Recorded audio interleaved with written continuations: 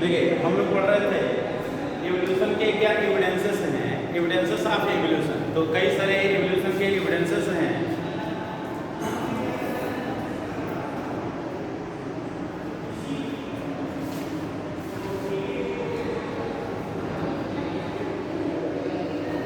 Evidences of evolution में देखिएगा कि हमारे पास कई सारे तरह के एविडेंस हैं जिनके थ्रू हम प्रूव कर लेते हैं कि इवोल्यूशन कैसे हुआ है आगे। ठीक है, तो इसमें एक है एम्ब्रियोलॉजिकल एविडेंस। क्या है? Embryological evidence.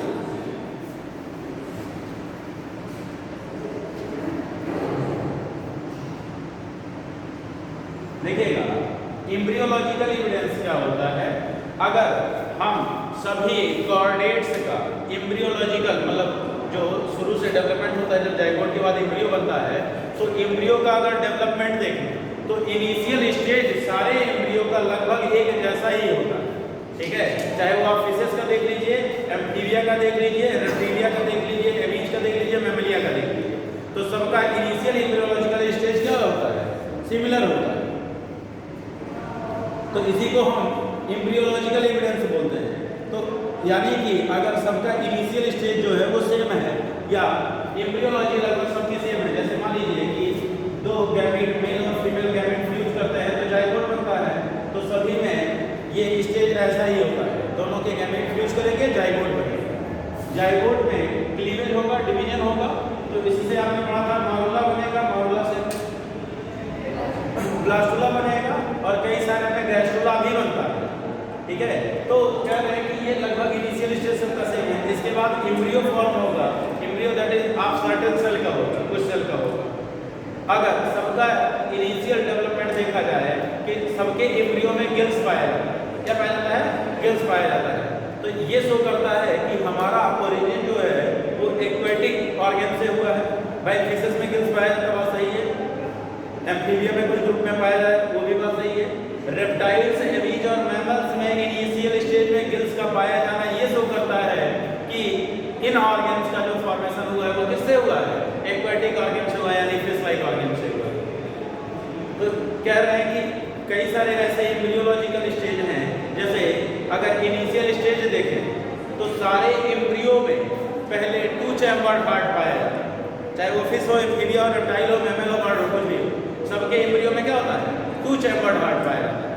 फिर जैसे जैसे वो इवॉल्व होता है तो फिशेस में 2 ही चैम्बर्ड रह जाता है, एम्फीबिया में 3 चैम्बर्ड, रेप्टाइल्स में इनकम्प्लीट 4 होता है, और मैमल्स में कंप्लीट 4 चैम्बर्ड होता है, मैमल और बर्ड में। तो कह रहे हैं 2 चैम्बर्ड से ही आगे चल करके वो 4 चैम्बर में कन्वर्ट होता है।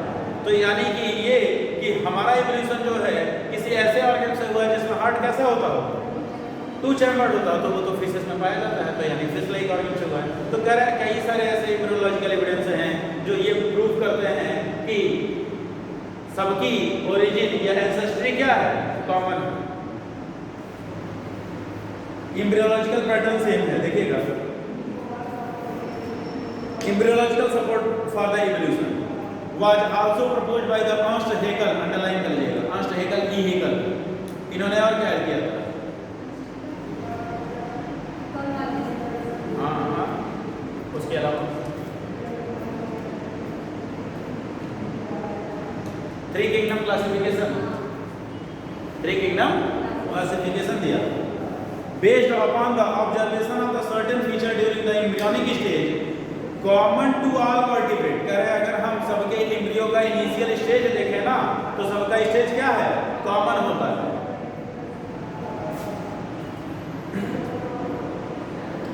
All vertebrate that are absent in the adult. लेकिन जब वो मैच्योर होते हैं तो सब में क्या होता है? कैरेक्टर्स डिफर कर जाते हैं।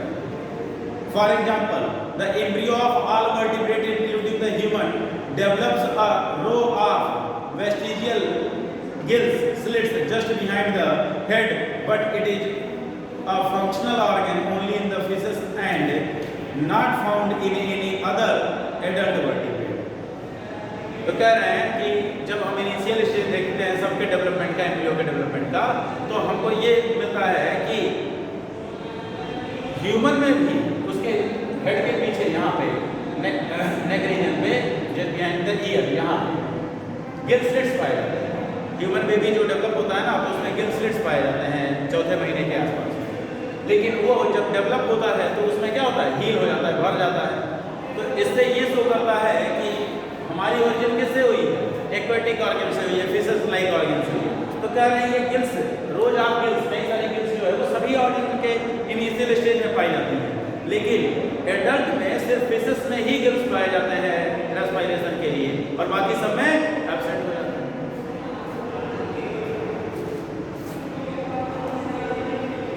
However, this proposal was disproved on the careful study performed by the Carl Ernst von Baer. तो कह रहे हैं ये थियरी जो है वो डिस्प्रूव कर दी गई, किसके द्वारा, Karl Ernst von Baer. He noted that the embryos never pass through the adult stage of the other animal. तो कह रहे हैं किसी भी ऑर्गन्स का जो एम्ब्रियो है वो किसी के एडल्ट स्टेज से पास नहीं होता। तो जैसे कह रहे हैं कि हमारा एम्ब्रियो जो है, ह्यूमन बीइंग का एम्ब्रियो है, वो ऐसा नहीं होगा कि पहले वो फिश जैसा बनेगा, फिर फ्रॉग के जैसा बनेगा, एम्फीबिया के जैसा बनेगा, फिर उसे रेप्टाइल के जैसा बनेगा, तब उसे मैमल के जैसा बनेगा। तो कह रहे हैं वो उसके एडल्ट स्टेज से पास नहीं होगा। तो इसके बेसिस पे उन्होंने डिस्प्रूव कर दिया, ठीक है। तो सिर्फ इनिशियल स्टेजेज जो है वो कॉमन होते हैं, embryological stage. Comparative anatomy and morphology show similarity and differences among the organ of the today and those that exist year ago. तो कह रहे हैं कई सारे स्टडी ने, कंपैरेटिव एनाटॉमी और मॉर्फोलॉजिकल स्टडी से हमको ये पता लगा है कि कुछ सिमिलरिटी के साथ क्या होता है, हमें कुछ डिफरेंसेस भी पाए।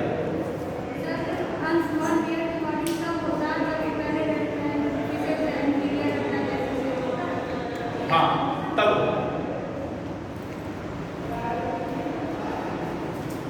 तो कह रहे हैं कि किसी भी ऑर्गेनिज्म का एम्ब्रियो इनिशियल स्टेज उससे लोअर कैटेगरी वाले के एडल्ट स्टेज से पास नहीं होता। तो एडल्ट स्टेज से पास होने का मतलब क्या है कि अगर एम्फीबिया का लार्वा हो तो पहले मछली के जैसा बने, फिश जैसा, तब एडल्ट डेवलप हो, एम्फीबिया में कन्वर्ट हो, तब इनके according. Such similarity can be interpreted to the understand the whether the common ancestor were shared or not. तो कह रहे हैं इस तरह की सिमिलरिटी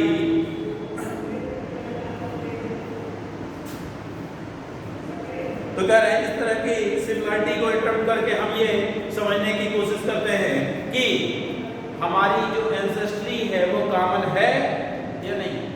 देखिए फॉर एग्जांपल व्हेल, बैट, चीता and human all mammals share the similarity in the pattern of the bone of the four limb.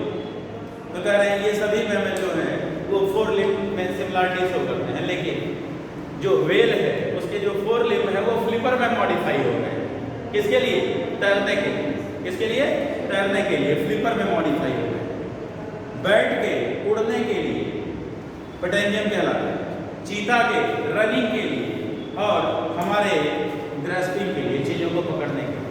तो कह रहे हैं इसमें स्ट्रक्चरल सिमिलरिटी क्या है, स्ट्रक्चरल सिमिलरिटी है, मतलब वो सारी बोन पाई जाएगी, humerus, radius, ulna, carpal, metacarpal, phalanges etcetera, ये सारी बोन्स उसमें पाई जाएंगी, लेकिन फंक्शनल ही सिमिलर नहीं। तो कह रहे हैं फोर लिम्ब के bone similar, share similarity in the pattern of the bone of the forelimb, and through these four limbs perform the different functions in these animals. तो अलग अलग फंक्शन परफॉर्म करते हैं इसके थ्रू वो, and they have the similar anatomical structure. लेकिन anatomical structure क्या है, सेम है। एनाटॉमी मतलब internal structure, and all of them have the humerus, radius, ulna, carpal, metacarpal and phalanges in their forelimb. तो कह रहे हैं सब में बोन वही सिमिलर होंगे, humerus, radius, ulna, carpal, metacarpal and phalanges. Hence, in these animals, the same structure developed along the different direction due to the adaptation to different need, and this is the divergent evolution. ध्यान दीजिए, कहे कि ये एक common mammal बना होगा, पहले क्या बना होगा, कॉमन मैमल। फिर इसका according to the need diversification हो गया, अलग अलग हैबिटेट की वजह से अलग अलग तरह के स्ट्रक्चर में इनका ऑर्गन क्या हो गया, कन्वर्ट हो गया। ऑर्गन एक ही था, ऑर्गन एक ही था, कॉमन मैमल एक एंसेस्टर था जिससे सारे तरह के मैमल्स फॉर्म हुए। तो कह रहे हैं कॉमन मैमल से ही आगे चल करके किसका फॉर्मेशन हुआ, बैट, व्हेल का, चीता, ठीक है। तो कह रहे हैं ये इतने तरह के मैमल हैं। अब कॉमन एंसेस्ट्री थी, स्ट्रक्चर क्या था, एनाटॉमिकल स्ट्रक्चर सिमिलर था, लेकिन उनके फंक्शन क्या हो गए, अलग अलग हो गए। तो अगर एंसेस्ट्री कॉमन हो, फंक्शन अलग हो, तो एक कॉमन पॉइंट से ही ओरिजिनेट हुए होंगे। मतलब ये इधर चला गया, ये इधर चला, जब एक जगह से कई सारे रास्ते निकलते हैं तो उसको डाइवर्जेंट बोलते हैं। क्या बोलते हैं, डाइवर्जेंट। तो इस तरह का जो इवोल्यूशन होता है वो क्या कहलाता है,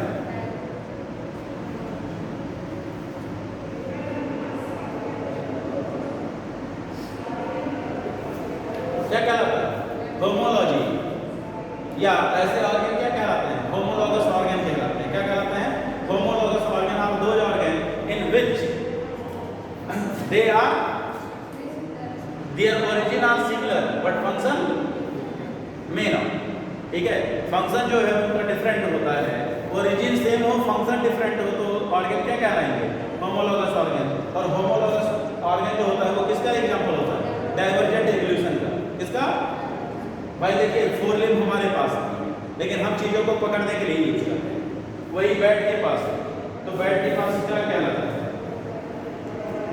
पटेनियम कहलाता है। जानते हैं क्या होता है पटेनियम, होता है एक्चुअली क्या है, इनका जो स्किन होता है ये इनके फोर लिम्ब के साथ अटैच हो जाता है। ठीक है, तो ऐसे निकालते हैं ना, तो ये स्किन अटैच रहता है, तो उसको पटेनियम होते हैं, इसकी मदद से वो उड़ पाता है। ठीक है, व्हेल के मॉडिफाई हो गए किसमें, फ्लिपर्स में, तैरने के काम आते हैं। चीता के रनिंग के लिए काम आते हैं, हमारे ग्रेस्पिंग के लिए काम आते हैं, चीजों को पकड़ने के। ठीक है, होल्डिंग द थिंग्स। तो सबकी ओरिजिन सेम है, एनाटॉमिकल स्ट्रक्चर भी सेम है, बोन भी सेम है, लेकिन सबके फंक्शन अलग अलग है। Then these organ are known as the homologous organ and homologous organ are the example of divergent evolution, and these structure are called homologous. homology indicate the common ancestry. homology ये indicate करता है कि ये देखिए bat, whale, चीता सबके अंदर जो है बोन तो वही है ना, तो यानी इन सबकी ओरिजिन किससे हुई है, एक कॉमन एंसेस्टर से हुई है। तो इनकी एंसेस्ट्री क्या है, कॉमन है। Other examples are vertebrate heart or brain। तो कह रहे हैं अदर एग्जाम्पल क्या होगा, वर्टिब्रेट हार्ट, मतलब वही टू चैम्बर्ड से ही फिशेस लाइक ऑर्गन से इवॉल्व हुए हैं सब। तो फिशेस लाइक ऑर्गन से ही इवॉल्व हुए कौन, एम्फीबियंस। इनके बीच का कनेक्टिंग लिंक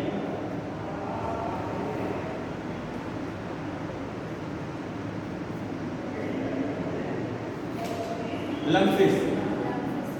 क्या, लंगफिश में 3 चैम्बर्ड हार्ट होता है, पढ़ाया था सब। फिशेस से एम्फीबिया से रेप्टाइल्स, सॉरी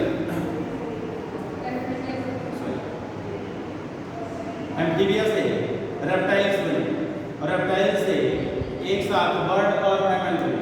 तो कह ये रहे हैं कि इन सब के इनिशियल स्टेज में, एम्ब्रियोनिक स्टेज में सबका हार्ट क्या होता है, 2 चैम्बर्ड होता है। लेकिन फिशेस में 2 ही रह जाता है, एम्फीबिया में 3 हो जाता है, रेप्टिलिया में 3.5 या इनकम्प्लीट 4, और इन दोनों में कंप्लीट 4 होता है। ठीक है, तो कहीं इससे ये पता चलता है कि सबकी एंसेस्ट्री क्या है, कॉमन है। ब्रेन का डेवलपमेंट एक्सेट्रा। आगे देखिए, in the plant also the theorem and the tendrils of bougainvillea and Cucurbita.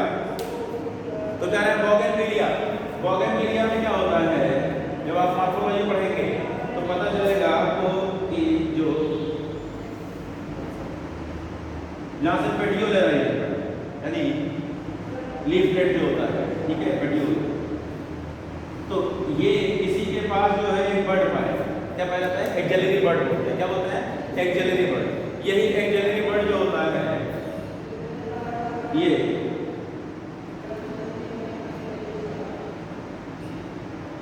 Bougainvillea में ये एक स्पाइन लाइक स्ट्रक्चर में कन्वर्ट हो जाता है, थॉर्न, कांटे में कन्वर्ट हो जाता है, ठीक है। लेकिन अगर यही हम बात करें कुकुरबिटेसी की, तो कुकुरबिटेसी फैमिली में यही टेंड्रिल्स में मॉडिफाई। हॉर्न का काम क्या है? प्रोटेक्शन। इसका काम क्या है? सपोर्ट। तो कह रहे हैं दोनों के काम अलग अलग है, लेकिन ओरिजिन क्या है? सेम है। दोनों एक्सिलरी बर्ड से राइज होती है। तो thorn of bougainvillea and tendrils of Cucurbita. Cucurbitaceae family मतलब क्या? कद्दू वाली फैमिली, लौकी वाली फैमिली। तो कद्दू और लौकी में ऐसे ही टेंड्रिल्स निकलते हुए देखे होंगे। तो जब ये यहाँ पे चढ़ते हैं ना क्रीप करके, तो ये क्या करते हैं? ये आसपास के सपोर्ट से क्या करते हैं? रैप कर लेते हैं। तो उसको क्या करते हैं? प्लांट को सपोर्ट प्रोवाइड करते हैं। और ये अपने प्रोटेक्शन के लिए होता है। किससे? अरबी को, इसको खा ना पाए। जितने भी प्लांट जो है खाद प्रोड्यूस करते हैं, खाद पाए जाते हैं, तो उनका मेन पर्पज क्या होता है कि वो अपना प्रोटेक्शन करते हैं। किससे? ग्रेजिंग, चलने वाले पत्तियां खाने के तो फोटोसिंथेसिस कौन करेगा?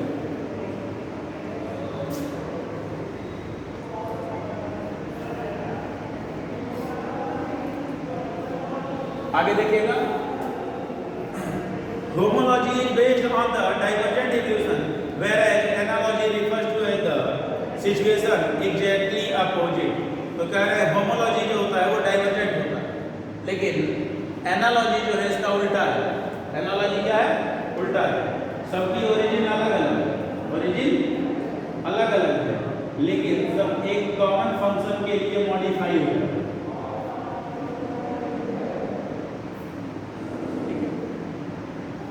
तो इसको हम बोलते हैं कन्वर्जेंट। क्या बोलते हैं? सबके सब एक तरफ मुड़ जाए तो क्या हो जाए? कन्वर्ट हो जाए। क्या हो गए? कन्वर्ट। तो that's why it is known as the convergent evolution. तो कहें कि ओरिजिन अलग अलग हो, लेकिन सबका फंक्शन क्या हो? सेम हो।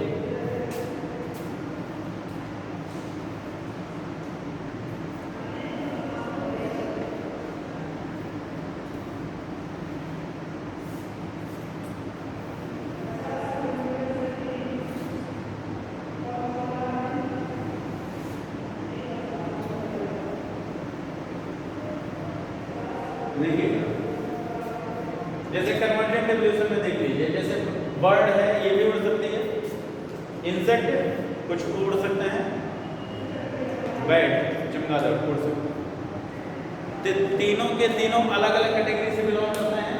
बर्ड्स एवीज क्लास से बिलोंग करता है, इंसेक्ट नॉन कॉर्डेटा आर्थ्रोपोडा से बिलोंग करता है, फाइलम से, क्लास इंसेक्टा है इसका। और बैट का जो क्लास है वो मैमेलिया है। तो तीनों का क्लास अलग अलग है, यानी तीनों अलग अलग कैटेगरी से बिलोंग करते हैं, लेकिन सबके पास एक स्पेशल एडाप्टेशन क्या है कि ये उड़ सकते हैं। तो अगर हम बर्ड की बात करें तो इसके 4 लिम्ब, क्या 4 लिम्ब मॉडिफाई हो जाता है किसमें? विंग्स। किसमें? इसकी मदद से ये उड़ती है। इंसेक्ट में मेजोथोरैक्स या मेटाथोरैक्स से विंग निकलता है। हो सकता है एक पेयर हो या 2 पेयर हो। तो मेजोथोरैसिक या मेटाथोरैसिक विंग,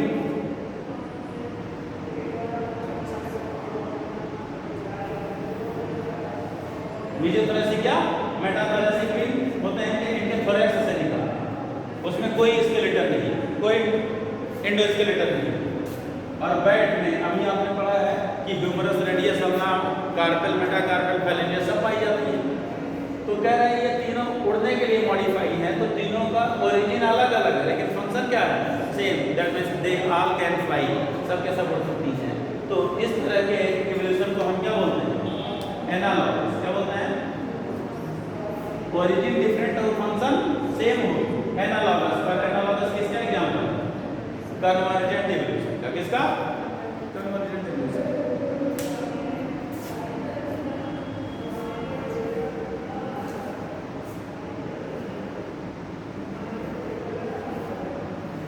देखिएगा, wings of butterfly and of bird looks alike. कह रहे हैं बटरफ्लाई और बर्ड का जो विंग्स है वो एक जैसा दिखता है।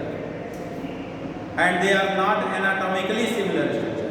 तो कह रहे हैं इनका एनाटॉमी अगर करें, इंटरनल स्ट्रक्चर की स्टडी करें तो सिमिलर नहीं। And through they perform the similar function, लेकिन तब भी ये क्या करती हैं, सिमिलर फंक्शन परफॉर्म करती हैं, मतलब ये उड़ सकती हैं। Has analogous structure are result of convergent evolution, underline कर लीजिएगा। Different structure evolving for the same function. कह रहे हैं स्ट्रक्चर अलग अलग है लेकिन एक ही फंक्शन के लिए सब इवॉल्व हुए हैं। किसके लिए? दैट इज टू फ्लाई, उड़ने के लिए। Are a result of function having the similarity.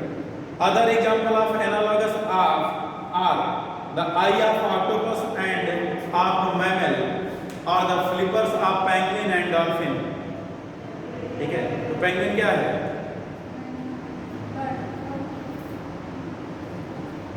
Bird है कि मैमल? बर्ड। डॉल्फिन क्या है? मैमल। तो कह रहे हैं इनके दोनों के स्ट्रक्चर, दोनों के पास क्या पाया जाता है? फ्लिपर्स, पेंगुइन में भी और डॉल्फिन में भी। तो कह रहे हैं कि इन दोनों के ओरिजिन ही अलग है लेकिन फंक्शन क्या है? सेम है। ऐसे ही ह्यूमन आई और ऑक्टोपस आई, हमारी आंखें जो है सिंपल है, ठीक है, और ऑर्बिट में पाई जाती है। ऑक्टोपस की आंख जो होती है उसके हेड के ऊपर टेंटिकल्स पाए जाते हैं। इस टेंटिकल के ऊपर इसकी आंखें पाई जाती हैं। सर के ऊपर दो पतले पतले टेंटिकल होते हैं, उस टेंटिकल के ऊपर क्या होती है? आंखें। 360 रोटेटिंग कैमरा।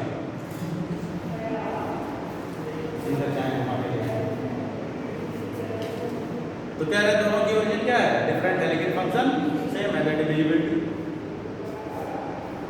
आगे देखिए, one can say that it is similar habitat that has result in the selection of the similar adaptive features in the different group of organism but towards the same function. तो कह रहे हैं इस तरीके से कोई बोल सकता है कि similar habitat say that it is the similar habitat that has result in the selection of a similar adaptive feature. तो कह रहे हैं कि एक सिमिलर हैबिटेट होने की वजह से इन सब का एडाप्टिव फीचर जो एडाप्टेशन हुआ वो क्या हुआ? सिमिलर हुआ। That is to fly or to swim or to crawl or to run. आगे देखिएगा, sweet potato root modification and potato stem modification is another example of analogy. दोनों, एक रूट का मॉडिफिकेशन है, एक स्टेम का मॉडिफिकेशन है, लेकिन दोनों का काम है फूड को स्टोर करना। Potato sweet potato, potato stem, sweet potato root, दोनों को हम बताते हैं एज ए कार्बोहाइड्रेट सोर्स।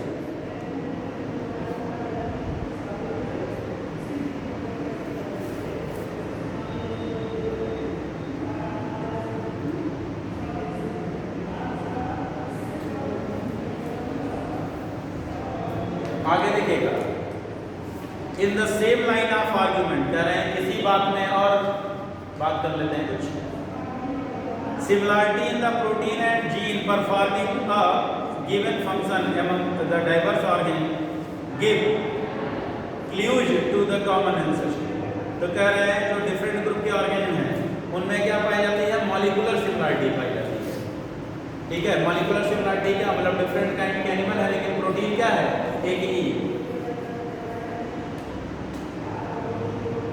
तो इससे ये पता चलता है सबकी एंसेस्ट्री क्या है? कॉमन है। And these biochemical similarity point out the same shared ancestry as the structural similarity among the diverse organism. तो कह रहे हैं इन बायोकेमिकल सिमिलरिटी के बेसिस पे भी हम बता सकते हैं कि जैसे आपने structural similarity ancestral structural similarity देखा था अमंग द ऑर्गेनिज्म में कि स्ट्रक्चर एक ही जैसे हैं लेकिन फंक्शन डिफरेंट हो सकता है, तो होमोलॉजी। अगर ओरिजिन डिफरेंट है और फंक्शन सेम है तो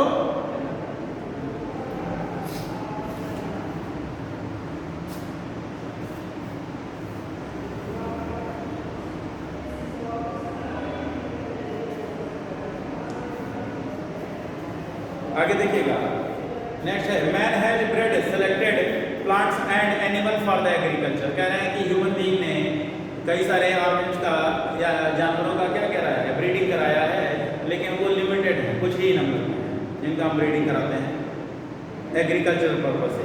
animal for the agriculture, horticulture, sport और सिक्योरिटी, तो कैटेगराइज कर ले जाएंगे। एग्रीकल्चर के लिए गाय भैंस, अरे भाई इनके मेल वैरायटी, ठीक है। हाँ, कुछ ऐसी ब्रीड होती हैं जो नॉन मिल्किंग होती हैं और उनका हम एग्रीकल्चर पर्पज से यूज करते हैं, तो ऐसी ब्रीड को हम ड्रॉट ब्रीड बोलते हैं। ध्यान रखिएगा, ड्रॉट क्या होता है, drought.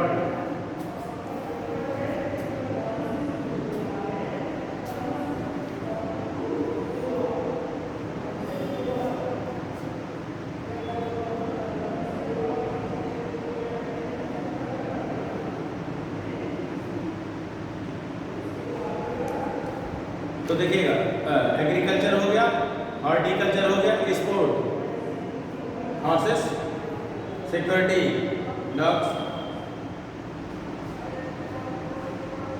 Man has domesticated many wild animal and crop and this intensive breeding program has created the breed that differ from other breed. Example है डॉग। कह रहे हैं हमने अलग अलग कमर्शियल पर्पज से जो है अलग अलग तरह के ब्रीड को मिला करके हमने डिफरेंट ब्रीड के डॉग बनाए अलग अलग पर्पज से। कई सारे लोग को शौकिया पालना होता है, देखने में खूबसूरत होना चाहिए। तो बताया था ना कि बायोटेक्नोलॉजी के थ्रू ही हमने हाइब्रिडाइजेशन टेक्निक के द्वारा डिफरेंट वैरायटी के ब्रीड बनाए हैं डॉग की। बताया था बार्किंग नॉन बार्किंग, भूखने वाला कुत्ता चाहिए, नहीं भूखने वाला चाहिए, बाइटिंग नॉन बाइटिंग, काटने वाला चाहिए, नहीं काटने वाला चाहिए, ठीक है। बाल वाला चाहिए, बिना बाल वाला चाहिए, पूंछ वाला चाहिए, बिना पूंछ वाला चाहिए, छोटा चाहिए, बड़ा चाहिए, ठीक है। तो कई सारी वैरायटी आती है कुत्तों में, इतनी वैरायटी है ना, और हर साल 2-4 नई वैरायटी हम ऐड करते हैं। क्या हुआ, पूंछ ही काट दी है ना, पूंछ ही काट दी है ना, वो तो कहावत है, कहावत है, कहावत तो पुराना हो गया है। हम जेनेटिक इंजीनियरिंग कर देंगे पूंछ में भी, but still of the same group. लेकिन सब के सब क्या है, सेम ग्रुप से हैं। किससे, कैनिस, हाँ, फेलिस से कैट, हाँ। आगे देखिए,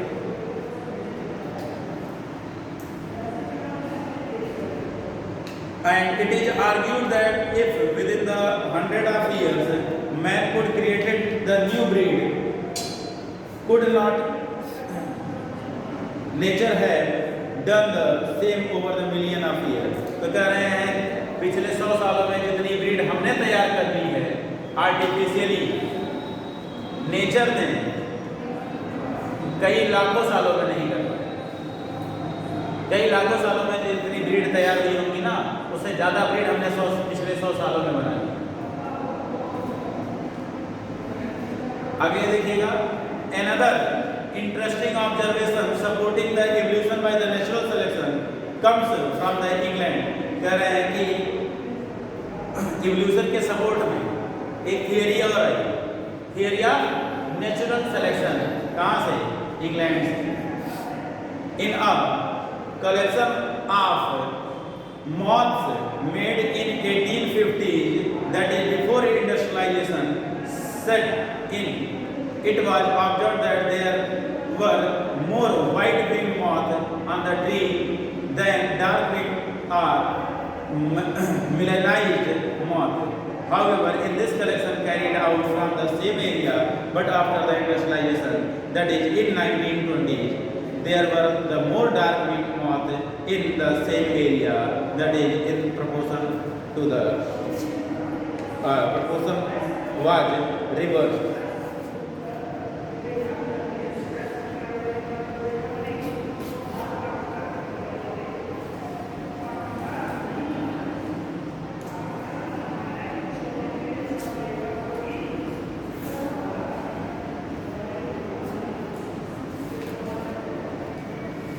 देखिए, नेचुरल सिलेक्शन का कॉन्सेप्ट जो है वो डार्विन ने दिया था। किसने दिया था, डार्विन ने। इनके सपोर्ट में कौन आए, हर्बर्ट स्पेंसर। कौन आए, हर्बर्ट स्पेंसर आए।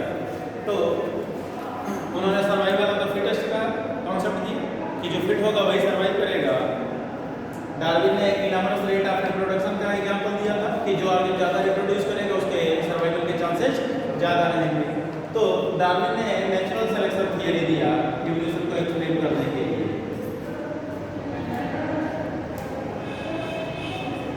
देखिए नेचुरल सिलेक्शन थियरी में आपको 3 थियरी पढ़ना है। एक आपको पढ़ना है डायरेक्शनल सिलेक्शन। क्या पढ़ना है? Directional selection. एक आपको पढ़ना है स्टेबलाइजिंग सिलेक्शन और तीसरा आपको पढ़ना है डिसरप्टिव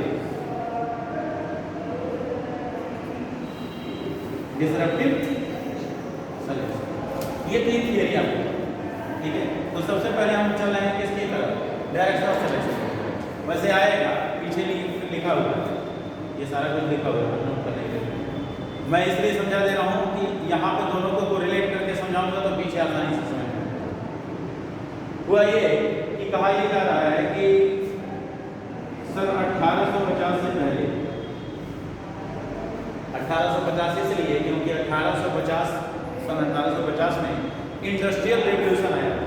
मतलब ढेर इंडस्ट्री में ब्लूम आ गया था, कई सारी फैक्ट्री लगने लगी थी, प्लांट लगने लगे थे, प्रोडक्शन ज़्यादा से ज़्यादा करने लगे। तो कह रहे हैं उससे पहले 1850 से पहले जब इंडस्ट्रियलाइजेशन नहीं हुआ था, इंडस्ट्री से क्या होता है? पॉल्यूशन फैलता है, ठीक है, कार्बन डाइऑक्साइड रिलीज होता है। तो कह रहे हैं उससे पहले ट्री के ट्रंक पर एक मॉथ की वैरायटी जिसका नाम है बिस्टन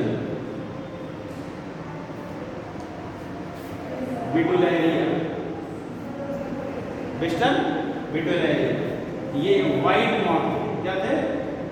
व्हाइट मॉथ।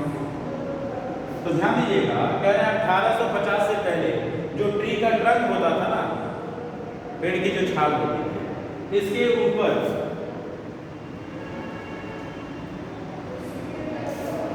लाइकेंस ग्रो करते थे। Lichens of the symbiotic association of algae and fungi.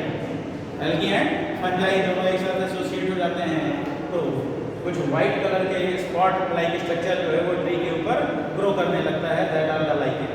तो कह रहे हैं व्हाइट कलर के स्पॉट जो है इसके ऊपर लाइकेंस ग्रो कर जाते हैं। तो एक वैरायटी थी मॉथ की जिसका नाम था बिस्टन बिटुलेरिया, जिसका कलर कैसा था? व्हाइट मॉथ, ठीक है। और एक दूसरा था बिस्टन कार्बोनेरिया,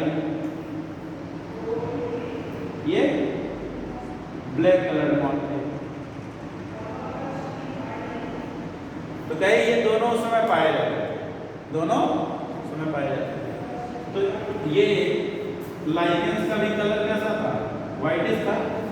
तो ये पेड़ की छाल के ऊपर व्हाइट कलर के थे।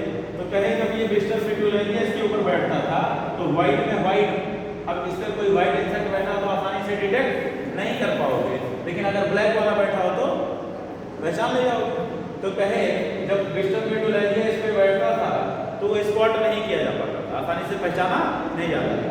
लेकिन जब बिस्टन कार्बोनेरिया बैठता था तो बैकग्राउंड व्हाइट और सामने ब्लैक, तो आसानी से दिख जाता था। और इसको प्रीडेटरी बर्ड्स खा जाती थी, शिकार करने वाली चिड़िया इसको खा जाती थी।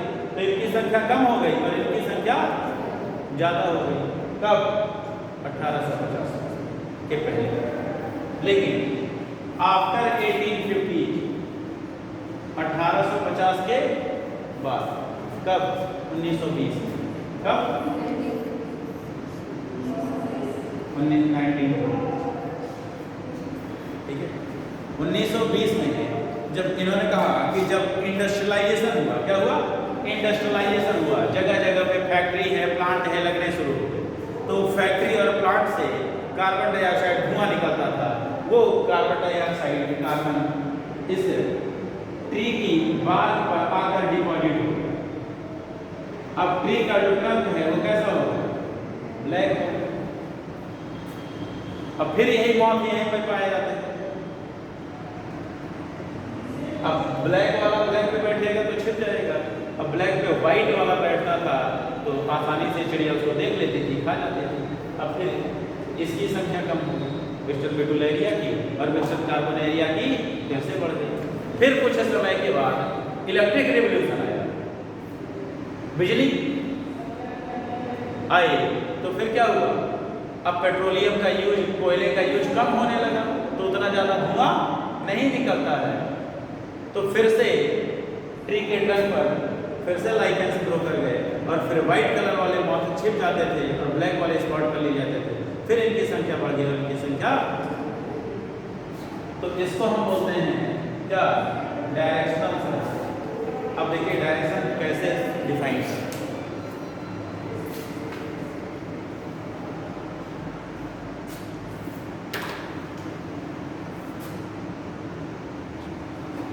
कह रहे हैं 1850 से पहले, 1850 से पहले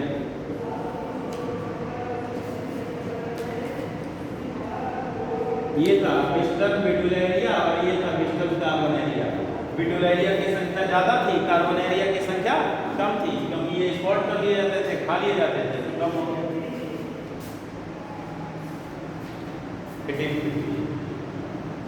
फिर क्या हुआ, 1920 क्या हुआ, इंडस्ट्रियलाइजेशन हुआ। तो वेस्टर्न बेटुलेरिया, वेस्टर्न कार्बोनेरिया की संख्या बढ़ने लगी ब्लैक वालों की, और व्हाइट वाले स्पॉट करके खा लिए गए, तो इनकी संख्या धीरे धीरे क्या होने लगी, कम होने लगी।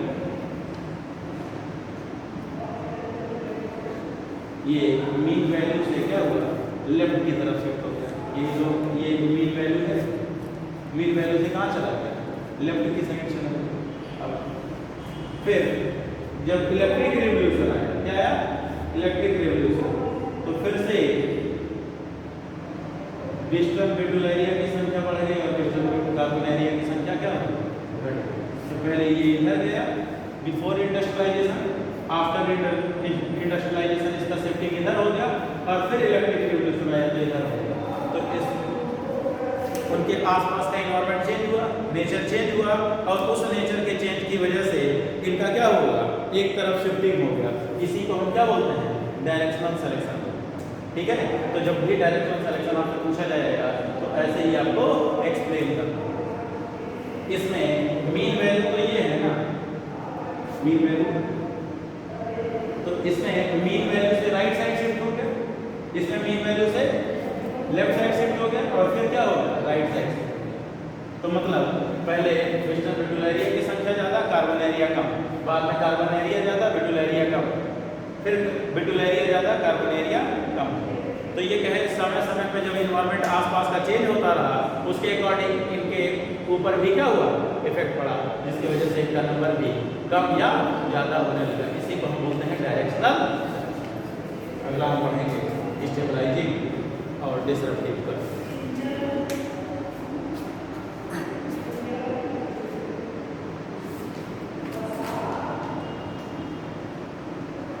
वैसे अभी पहले हमको मॉल के बारे में नहीं पढ़ना है, यही पढ़ना है, ठीक है। इनकी संख्या कम और ज़्यादा कैसे, इसको लेकर के एक्सप्लेन करेंगे। फिर एडाप्टिव रेडिएशन के बारे में डिस्कस करेंगे। Adaptive radiation